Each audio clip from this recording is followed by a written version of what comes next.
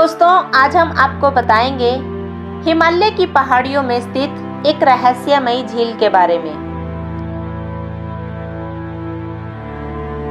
आखिर इस रहस्यमयी झील पर ऐसे कौन से रहस्य दफन हैं जिसके कारण इस झील को कंकालों की झील कहा जाता है।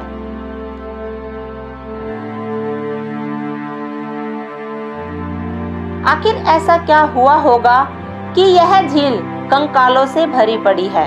आइए जानते हैं।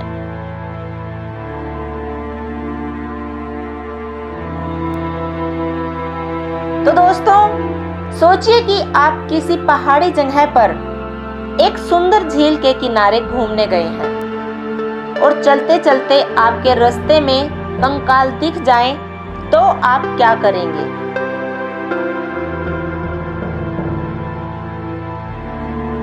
ऐसा ही कुछ नजारा है हिमालय की पहाड़ी में स्थित रूपकुंड झील का।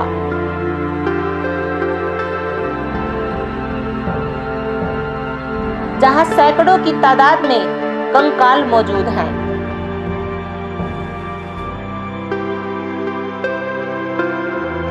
कोई पानी में बहता हुआ तो कोई पत्थरों के बीच।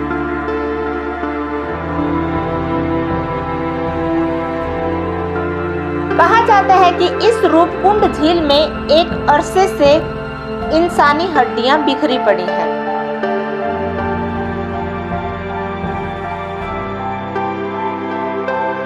रूपकुंड झील समुद्र तल से करीब 16,500 फीट यानी कि 5,029 मीटर की ऊंचाई पर मौजूद है।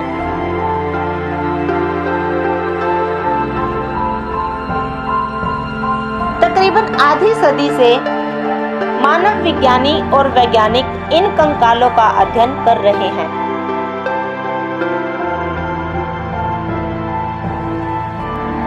वहीं बड़ी संख्या में पर्यटक यहां आते हैं और ये झील उनकी जिज्ञासा का कारण बनी हुई है।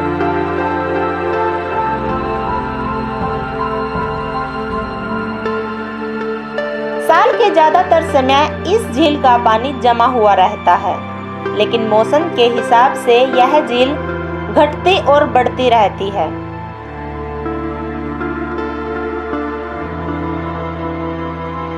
जब झील पर जमी बर्फ पिघलने लगती है, तब ये इंसानी कंकाल दिखाई देने लगते हैं।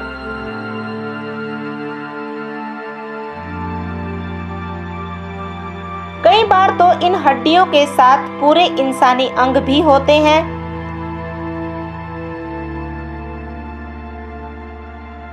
अब तक यहाँ पर करीब 600 से 800 लोगों के कंकाल पाए गए हैं।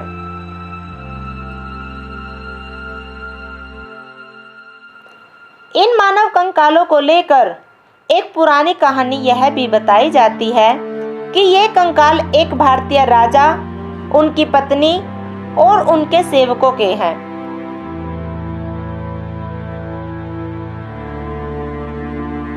आठ सौ 70 साल पहले ये सभी एक बर्फीले तूफान का शिकार हो गए थे और इसी झील में दफन हो गए थे।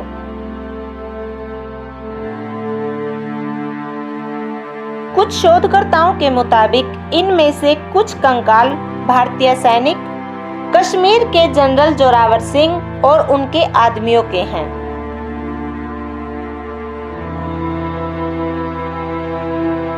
कहा जाता है कि 1841 में जब वह तिब्बत युद्ध के बाद लौट रहे थे, तब वे हिमालय की पहाड़ियों में रास्ता भटक गए थे।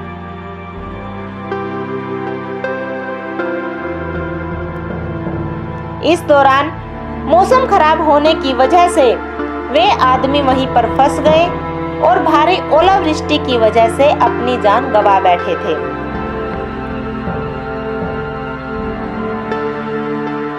साल 1942 में यहाँ पर ब्रिटिश के फॉरेस्ट रेंजर को सैकड़ों नर कंकाल मिले थे।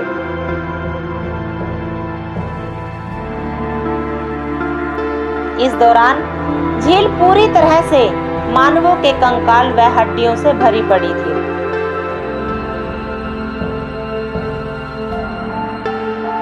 इतने सारे कंकालों और हड्डियों को देखकर ऐसा आभास होता था कि शायद पहले यहाँ पर जरूर कुछ न कुछ तो बहुत बुरा हुआ होगा।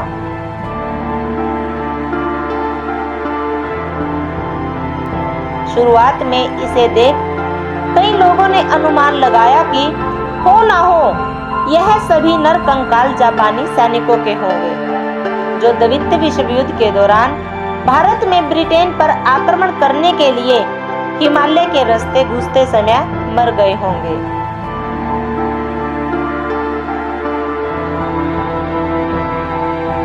उस समय जापानी आक्रमण के भय से ब्रिटिश सरकार ने फौरन इन नरकंकालों की जांच के लिए एक वैज्ञानिकों की टीम को बुलाया, जिनमें से 71 कंकालों की जांच की गई थी।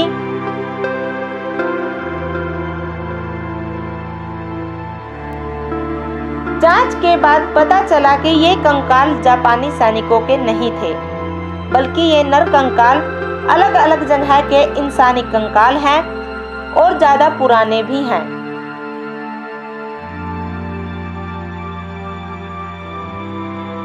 इसके बाद समय समय पर इन कंकालों का परीक्षण होता रहा।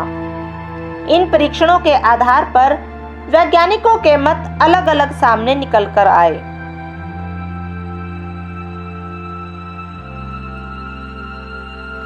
कई वैज्ञानिकों का कहना है कि वर्षों पहले यहाँ पर कई लोगों की मृत्यु एक बर्फीले भयंकर तूफान के कारण हुई थी। तो दूसरे वैज्ञानिकों का कहना है कि इन लोगों की किसी महामारी के कारण मृत्यु हुई होगी।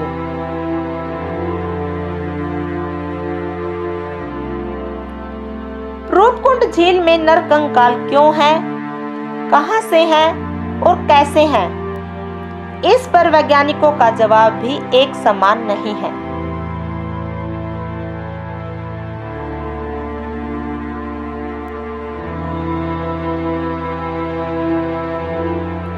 हालांकि 2004 में हुए एक अध्ययन ने रूपकुंड झील से जुड़े कई चौंकाने वाले खुलासे किए हैं।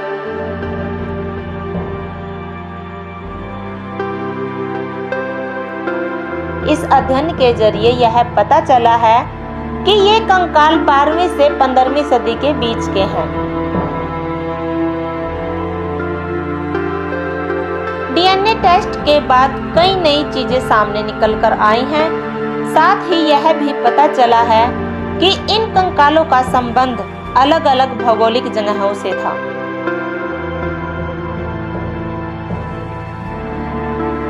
अंत में वैज्ञानिकों ने बताया कि काफी समय पहले इन लोगों की मृत्यु किसी भारी गेंद जैसे आकार की चीज का सिर से टकराने से हुई है।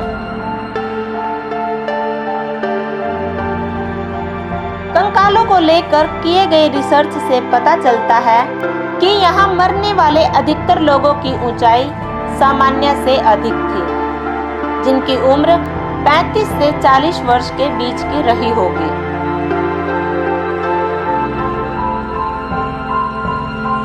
इन कंकालों में महिलाओं के कंकाल भी मौजूद हैं, लेकिन बच्चों का कोई कंकाल नहीं है और जांच के दौरान इन सभी कंकालों का स्वास्थ्य अच्छा रहा होगा।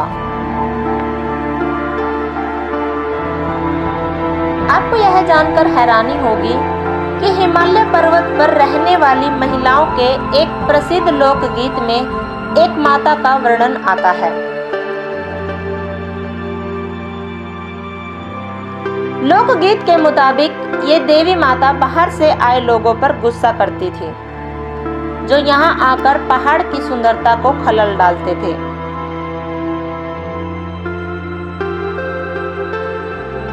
इसी गुस्से में उन्होंने भारी भरकम ओलों की बारिश करवाई, जिसके कारण कई लोगों की जानें गई थी। कहा जाता है कि 2004 में हुए रिसर्च में यही बात सामने निकल कर आई थी कि अचानक हुई भयंकर ओलावृष्टि से इन लोगों की जानें गई होंगी।